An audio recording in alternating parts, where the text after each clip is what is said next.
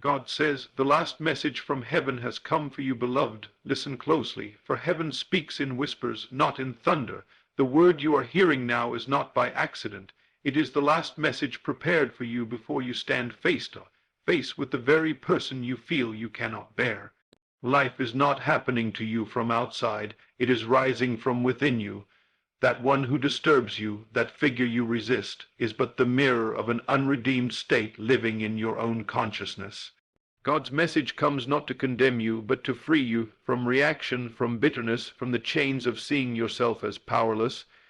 What you cannot bear outside is the sign of what you have not yet transformed within. And heaven is declaring tonight, you are greater than this. You are not a victim of what you see, but the master of what you assume.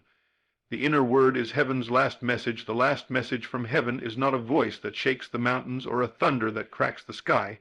It is the still, small word spoken in the silence of your own heart, and unless you learn to recognize this voice, you will mistake the noise of the world for the language of God. When you cry out for guidance, when you plead for deliverance, heaven does not send an answer wrapped in lightning, but rather it awakens a whisper within you, a conviction so quiet that you could miss it if you are too busy staring outward. The inner word is the eternal seed, and it has come to you now as the last message before you encounter the person you cannot bear, for heaven knows that what you resist most outwardly is only a reflection of what you have yet to claim inwardly. The voice of God does not speak of your weakness, it speaks of your hidden strength. It does not remind you of your limitations. It reminds you of your true nature, which is limitless. This inner word says, you are already what you seek. You need not strive to become it, only to accept it as true now. And yet how often do we ignore this message, thinking that help must come through others, through circumstances, through the turning of events in the world. But the world is not the sender, it is the mirror. Every condition outside is only echoing the state you are carrying within, and heaven's last message is a reminder that you have always been the sender, not the receiver of life's script. Consider this deeply.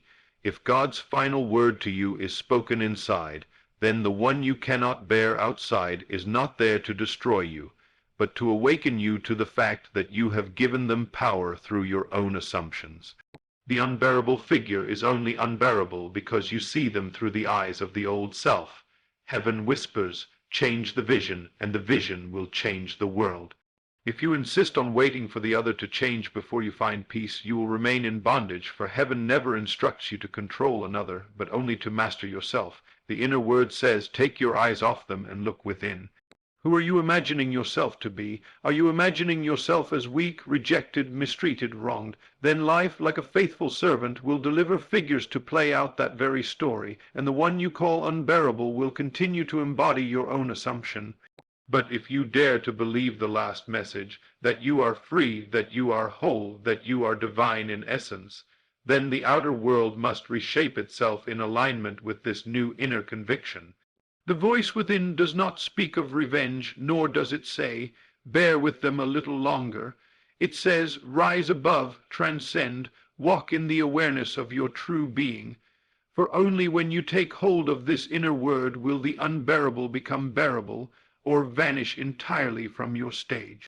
Understand this, the last message from heaven is not for tomorrow, it is for now. It says, stop waiting, stop postponing, stop looking outward for the sign. The sign is the conviction you carry right now. You may say, but I cannot believe this while the problem still stands before me, while the one I cannot bear still mocks me, opposes me, wounds me. Yet heaven answers, belief is not born from sight. Sight is born from belief. The inner word calls you to reverse the order. Believe first and you will see. Accept within yourself the state of freedom, of love, of peace, and the one who troubled you must either reflect this new state or exit your world entirely. But the stubborn self resists this, clinging to the story of injury, insisting that justice must come from outside. And so heaven whispers again with patience, the justice you seek is already within. The kingdom is not in observation, it is within you. And when you truly hear this inner word, it shakes you more than thunder could, for you realize that no one has ever held power over you except by your permission. The unbearable person is not your master. Your assumption is your master. Change the assumption, and the figure loses all authority. That is why heaven says this is the last message, because once you grasp it, there is nothing else to be told, no higher secret, no greater revelation. All else is commentary, all else is repetition. The final word is this: all things are yours already, and you manifest them by accepting the truth of being within yourself. That truth is not far from you, it is not beyond the clouds, nor buried in the earth. It is in your mouth and in your heart. When you declare, I am free, I am whole, I am at peace, you are not uttering empty affirmations. You are aligning yourself with the eternal word that was spoken in the beginning. Let there be light. And as you say it within, so it must become without, for the world cannot resist the decree of a heart that has believed. So do not despise the message because of its simplicity. Do not wait for a prophet in the wilderness or a sign in the heavens. The last message has already come to you, in the silence of your own awareness. That whisper you dismiss, that quiet assurance you overlook, that still conviction you silence with doubt. That is the voice of God, the only voice that matters, the last voice you will ever need. And it is saying to you even now, you are greater than what you fear, you are freer than what binds you, you are stronger than what you resist. The unbearable person is not a punishment, but a gift. They press you to finally accept the truth within yourself. For when you embody the inner word, the reflection outside cannot help but obey. This is why the last message is the most urgent, because without it you will repeat the cycle endlessly, fighting shadows, resenting figures, condemning the mirror for what you have refused to transform within. But when you receive it, when you truly embrace it, the cycle breaks, the unbearable dissolves, and you stand in freedom at last. The word within you is heaven's final gift. Do not ignore it, for it has come to set you free. The person you cannot bear is the mirror. The mystery of life is that what you see outside is never separate from what you carry within, and this is the stumbling stone for so many, for they cannot accept that the one they resist the most is not an enemy sent to destroy them, but a mirror sent to reveal them. The person you call unbearable, the one who irritates you, wounds you, opposes you, or presses every hidden button within your soul, is nothing more than the outward image of an inward state that you have not yet reconciled. This is why heaven says that before you face them, you must receive the last message, for without that message you will fall into the trap of believing that your battle is with flesh and blood, when in truth your battle is with the unseen assumptions you carry within. Life is a mirror, impartial and exact, reflecting not what you desire in words, but what you assume in feeling. And so the one you cannot bear is not standing before you to torment you, but to show you yourself. Think deeply on this. If they were truly separate from you, if they were truly independent of your consciousness, then you would not experience the same irritation, the same reaction, the same wound every time you encounter them. But because they are bound to you by the law of reflection, they return again and again to play the part you have unknowingly assigned them. They are your mirror, and the pain you feel in their presence is not punishment, but revelation. Heaven is merciful enough to show you yourself, even when you resist the sight. The unbearable one exposes the state you are living in, and by that exposure gives you the opportunity to transcend it. The mirror cannot flatter, nor can it lie. It shows you as you are, not as you pretend to be, and so it is with the people in your world. They act out the roles that reveal to you the truth of your hidden self. You may say, but I never asked to be mistreated, I never wanted to be disrespected, I never chose this person to oppose me. Yet heaven replies, you did not ask with words, you asked with state. You did not choose with thought, you chose with assumption. For assumption is the only prayer life ever answers. If within yourself you carry the belief that you are small, that you are unworthy, that you are a victim, then life must faithfully send you figures to confirm your conviction. And so the person you cannot bear is merely proving to you what you secretly believe about yourself. This is why anger toward them accomplishes nothing, for you are striking at your own reflection. Imagine standing before a mirror, despising the face you see, and trying to change it by scratching the glass. You may crack the reflection, but the true image remains unchanged until you alter the original. So it is with life. Resist the figure all you want, but until you change the inner state, the outer reflection will not shift. This is the mercy of the mirror. It will not let you deceive yourself. It will always bring you face to face with what you are carrying, whether you acknowledge it or not. And here lies the great secret. The person you cannot bear is your greatest ally, for they reveal to you the very state you must outgrow. Without them, you might continue slumbering in self-deception, thinking yourself peaceful when in truth you are still bound to resentment, thinking yourself loving when in truth you are still ruled by fear. They awaken you, even if painfully, to what you must release. Do not despise the mirror, honor it, for it is guiding you to freedom. If you see cruelty in them, it is because cruelty still lives somewhere in your assumptions. If you see betrayal in them, it is because betrayal still lingers in your state of being. If you see rejection in them, it is because you have not yet accepted your own worth. They are not teaching you who they are. They are teaching you who you believe yourself to be. This is the divine irony. The unbearable person is not your enemy but your teacher, and the lesson ends not when they change, but when you do. For once you alter the state within, they either vanish from your path or return transfigured, no longer playing the role of tormentor, but perhaps even the role of blessing. Life is too precise to be random. Every encounter is ordained, not by fate outside you, but by the law within you. You are not a victim of these encounters. You are their author, even if unconsciously, and so heaven whispers, see them as mirror, not as enemy. Bless them as teacher, not as curse. For when you bless the mirror, you bless yourself, and blessing always multiplies. The one you cannot bear has only one purpose, to show you what you have not yet believed about yourself. The moment you accept the truth of your being, that you are free, divine, worthy, whole, the mirror must change, and the unbearable one either leaves or bows to the new image you now carry. This is why heaven calls this the last message, because until you see the mirror, you will repeat the lesson.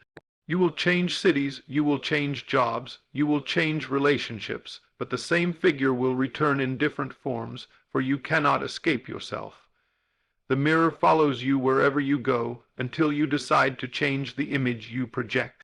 And so the unbearable person is not a hindrance on your path. They are the signpost pointing you back within. The question is not, why are they like this? The question is, what in me still believes this is true of my world? And when you answer that question honestly, you are free. The mirror no longer mocks you, for you have changed the original, and as the original shifts, the reflection must follow. This is the unbreakable law. The outer world always bows to the inner assumption. And so, beloved, stop fighting the unbearable one. Stop resenting the mirror. Stop waiting for them to change. Instead, look within and ask yourself, what state am I carrying that allows this reflection to exist? And then, with courage, shift the state. Assume the truth of your being. Declare within, I am free, I am whole, I am love itself. And as surely as dawn follows night, the reflection will change, for it has no choice. This is the power and mercy of the mirror. It can only reflect what you are, and when you finally see this, you will no longer fear the unbearable person, for you will know they are powerless apart from your assumption. You will bless them, even thank them, for revealing to you what needed to be healed. And then, as the healing takes root, you will find yourself surrounded by peace, not because the world suddenly became kind, but because you finally became aware of who you truly are. The person you could not bear will no longer exist in your world, not because they were destroyed, but because you awakened. And that is the true miracle. Creation responds to your assumption. Creation is not a wild storm blowing against you, nor a blind chaos that moves without order. Creation is precise, obedient, and unyielding, responding only to the assumption you hold in the depths of your being, whether you are aware of it or not. This is the great law that men and women overlook, for they believe life answers their prayers, their cries, their struggles, when in truth life answers only their state of consciousness. You may cry out, why does this keep happening to me? Why do I face the same unbearable person, the same bitter circumstance, the same repeating story? And heaven's answer is always the same, because you have not yet changed the assumption that gives it life. What is assumption? It is the unseen conviction that shapes every thought, word, and action. It is the silent agreement you make with yourself about who you are and what the world must be to you. It is not what you say with your lips, but what you accept as true with your heart. If you assume that you are weak, life will deliver weakness in every corner of your world. If you assume that you are unloved, life will send you figures to confirm that belief again and again. If you assume that you are powerless, creation will echo your assumption by arranging circumstances that strip you of control. And yet, the same law that binds you in suffering is the law that can set you free. For if you dare to assume differently, if you dare to see yourself as strong, loved, worthy, divine, then creation, which cannot resist the command of your inner state, must bend itself to reveal your new truth. This is why heaven's last message is so urgent. It is telling you that you do not have to wait for the unbearable person to change, nor do you have to fight the conditions of life with your own hands. You must only change the assumption, and all else will follow. Creation does not argue, creation does not delay. It obeys the blueprint of your consciousness with unwavering fidelity. Think of it this way: the world is a stage, but you are not merely an actor upon it. You are the playwright, the director, and the author. Every scene, every figure, every circumstance is a line written by the assumption you hold within.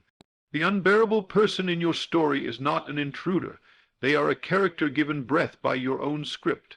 And how does the script change? Not by yelling at the actor, not by despising the role, but by rewriting the lines at their source. When you assume a new state, you rewrite the scene, and the actors must follow suit. They may leave the stage, or they may play a different role, but they cannot resist the shift in the script. This is the hidden power you have been ignoring, that the world bends not to your effort, but to your assumption. And yet many resist this truth, saying, "But I cannot assume peace when all I see is conflict. I cannot assume love when all I feel is rejection. I cannot assume freedom when all I know is bondage." But heaven replies, you must believe before you see, for creation does not move from sight to assumption, but from assumption to sight. The order cannot be reversed. You cannot wait for the unbearable person to soften before you assume forgiveness. You must assume forgiveness, and then the unbearable one will either soften or disappear. You cannot wait for life to give you peace before you assume it. You must assume peace, and life will have no choice but to echo your conviction. This is the law, and it never fails. Look back at your life, and you will see it written plainly. Every recurring situation, every familiar struggle, every repeated encounter was born from an assumption you carried unconsciously. You lived from the state, and life reflected it faithfully. But the beauty of this law is that you can choose differently at any moment. You are never bound to your past, never trapped by yesterday's assumptions unless you decide to keep living in them. The moment you awaken to the fact that creation is responding to you, not against you, you hold the key to transformation.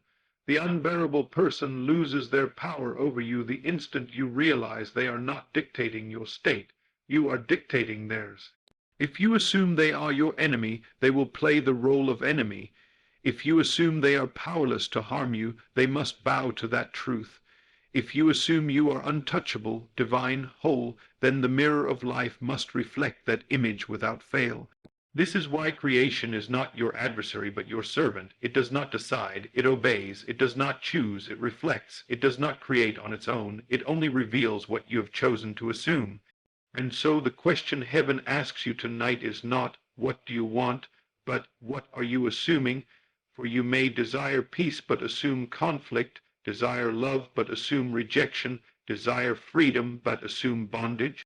Desire alone is powerless. Assumption is the womb in which desire becomes flesh. And when you finally accept this, you will stop wrestling with shadows, stop blaming the unbearable person, stop cursing the world. You will turn inward where the true creation begins. You will say to yourself, I will no longer assume weakness. I will no longer assume rejection. I will no longer assume powerlessness. I will assume my rightful identity as the beloved, the strong, the free, the divine. And when you do, the whole stage of life must change. The unbearable person may vanish like a mist, or they may appear before you as though transfigured, no longer capable of playing the role that once tormented you. Why? Because creation has no life of its own. It is only a mirror, and the mirror cannot reflect an image you no longer carry. This is the promise of heaven's last message, that you need not wait another day, another hour, another moment.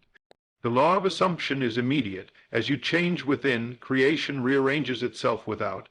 You may not see the full harvest in an instant, but the seed is planted the very moment you assume, and from that moment the outer world begins to bend toward your new state. Do not doubt this, for doubt is only the assumption of delay, and creation will echo it faithfully.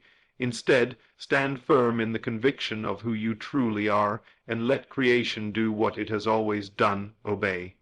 The unbearable person is no longer a stumbling block when you see them for what they are, a sign of your past assumption, and when you change the assumption, they lose their power over you. This is the secret hidden from the ages yet revealed to you now, the key that unlocks every door, the law that governs every experience, the truth that sets you free. Creation is not your judge, it is your servant. It does not punish, it reflects. It does not deny, it delivers, and all it asks of you is this: assume the truth, live from the end, accept within yourself the reality you desire, and the world will bend to reveal it. That is the last message, and when you grasp it, there is nothing left to fear, for the unbearable has no place in a world where you assume only the best. Heaven's last message is always fulfilled in you. The last message from heaven is never about someone else, never about a figure outside of you, never about conditions beyond your reach. It is always about you, and it is always fulfilled in you, for the kingdom of heaven is not out there in the distance, but within your very being. So many spend their lives waiting for others to change, pleading for the unbearable person to be removed, praying for circumstances to shift, when all along heaven whispers that the only transformation needed is within, and once that inner change takes root, the outer must follow as faithfully as day follows night. The word that comes from heaven is not a prophecy of what others will become, but a revelation of who you are, and until you accept it, life will continue to send you reflections of your denial. This is why the unbearable one still stands before you, why the cycle seems unbroken, why the struggle feels endless. Because you are waiting for fulfillment outside when heaven has already spoken within. The law of life is this: nothing can manifest through you that has not first been accepted in you. Every word, every promise, every revelation must be fulfilled in you before it is seen without. Heaven says, you are the vessel, you are the field, you are the soil in which the eternal seed is planted, and the seed is never wasted. It is always seeking to fulfill itself in you. Yet how often do you reject the seed by clinging to old states, refusing to believe what heaven has declared? You say, but I do not feel worthy, I do not feel loved, I do not feel strong, I do not feel free. And heaven replies, you are looking in the wrong place. You are looking at feelings born from old states, rather than the word that births new states. The last message is not about how you feel, it is about who you truly are. And when you dare to receive that word, to accept it in the silence of your heart, it begins to take form in you and through you until the world cannot help but reflect it. For the world has no choice but to bear witness to what you have already received within. This is why the word is called living. It lives in you first, it grows in you, it blossoms in you, and only then does it appear without. Do not despise the process, for the seed may seem small, hidden, insignificant at first. You may say, but nothing has changed, I still see the unbearable person, I still face the same circumstance. But heaven answers, look not to the surface, for the seed has been planted, and in due season it will break through, and none shall prevent its harvest. The word cannot fail, because it is not dependent on them, it is dependent on you. And once you accept it, fulfillment is inevitable.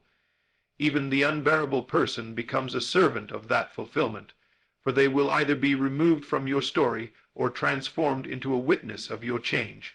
Life is too exact to allow otherwise. Every figure, every scene, every circumstance is rearranged to make room for the fulfillment of the word within you.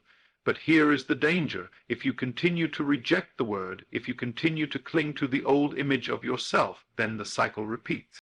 Heaven will not force you to accept, for love does not impose. The word waits patiently, knocking at the door of your awareness, saying, believe me, receive me, accept me, until you finally surrender and let it be fulfilled in you.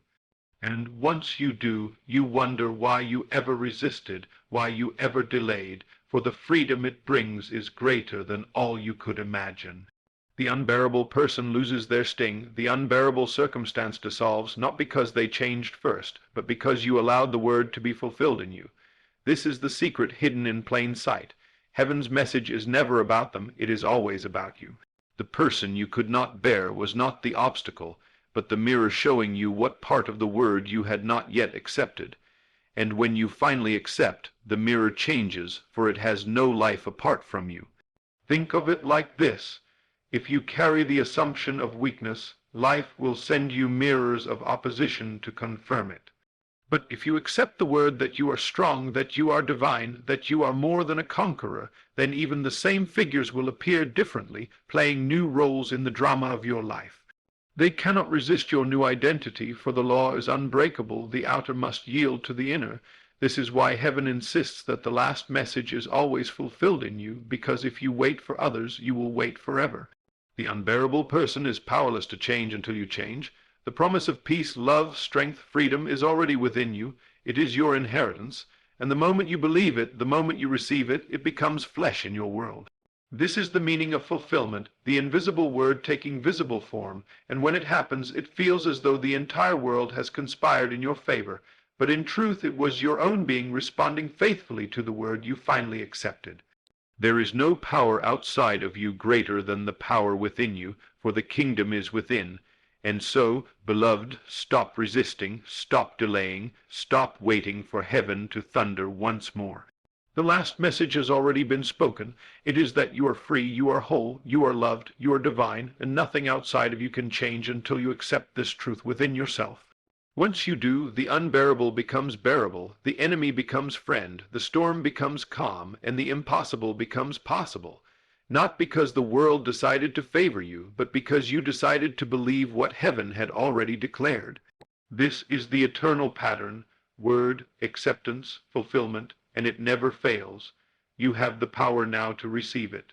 You have the power now to let it be fulfilled in you. And once it is fulfilled in you, all of creation will testify to the glory of your transformation, for the outer world cannot resist the decree of a heart that has believed the word spoken within. The call to believe before seeing the last message from heaven has always been this: believe before you see, for if you wait for the evidence of your senses to confirm the truth of the word, you will wait endlessly, chasing shadows that can never satisfy. But if you dare to believe without sight, the unseen will crystallize before your eyes, and the world will bow to the conviction you carry within. This is the dividing line between those who live as victims of circumstance and those who live as masters of life. The victim insists on proof before belief, but the master knows that belief itself is the only proof that matters, for it is the seed of all manifestation. The unbearable person in your life, the one who wounds you, mocks you, resists you, or presses against your spirit, exists not to crush you, but to test whether you will cling to the evidence of the senses or to the unseen truth heaven has already whispered within you. If you wait for them to change before you believe, you have already lost, for the mirror cannot change until the original is altered. The call is to reverse the order. Believe first, and then you will see. Faith is not blind. It is the highest form of sight, for it sees beyond appearances into the eternal truth that shapes appearances. Look at your life. Has it not always been this way? The things you feared came upon you because you believed in fear before they appeared.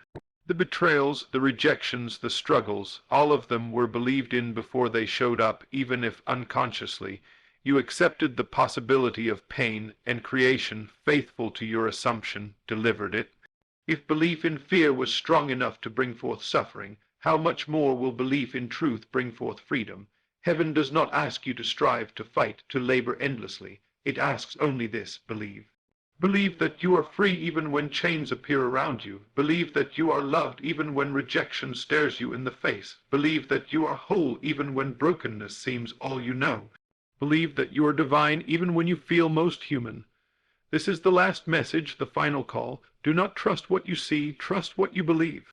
The unbearable person is powerless to remain unbearable when you believe differently about yourself, for they are only playing the part assigned to them by your former belief. The moment you assume a new truth, they must either vanish or be transformed. But the senses are loud, and they will scream, "It is impossible. Look at the evidence, look at the problem, look at the person before you."